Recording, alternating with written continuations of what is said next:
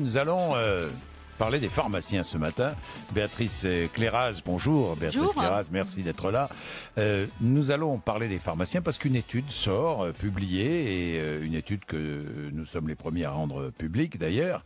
C'est une étude sur les Français, le médicament et les pharmacies.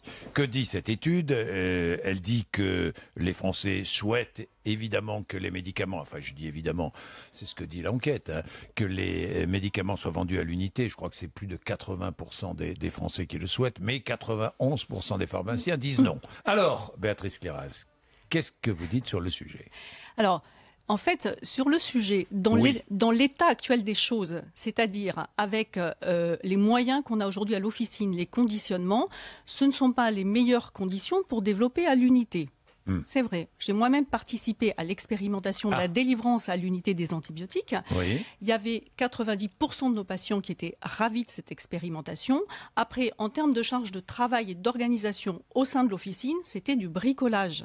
Donc, je ne suis ni pour ni contre. Pourquoi pas, mais pas dans les conditions actuelles, avec les moyens actuels. Qu'est-ce qu'il vous faudrait comme condition? Eh bien, par exemple, il faudrait que les laboratoires nous fournissent les médicaments, non pas en boitage tels qu'ils sont aujourd'hui, mais peut-être, j'imagine, différemment conditionnés, dans peut-être des bocaux sous blister où on n'est pas à faire du découpage. Donc ce sont les laboratoires qui doivent commencer à faire le premier effort. Il faut réfléchir ensemble, si vous voulez, à comment on peut faire. Ça paraît logique, ça. Ça paraît logique. Et ceci étant, juste pour revenir sur les conditionnements, si déjà on harmonisait les conditionnements en officine, il y a quelques années, la durée légale du traitement, c'était 4 semaines, 28 jours. Pourquoi a-t-on encore aujourd'hui des boîtes de 28 comprimés, de 30 comprimés, de 100 comprimés, de 84 comprimés, de 90 comprimés? Comment voulez-vous que les patients aussi s'y retrouvent?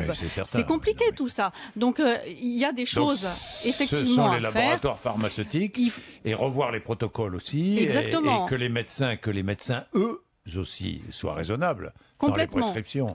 La HAS émet des fiches de recommandations sur les prescriptions des antibiotiques notamment. Commençons par appliquer ces recommandations, même si, in fine, au bout du compte, le médecin peut décider de modifier la durée de prescription. Il y a quand même beaucoup d'économies à faire. Économies pour tout le monde. Il y a des économies à faire pour tout le monde. Pour tout le monde, et notamment pour la sécurité sociale. C'est un problème et de santé publique et économique. Évidemment.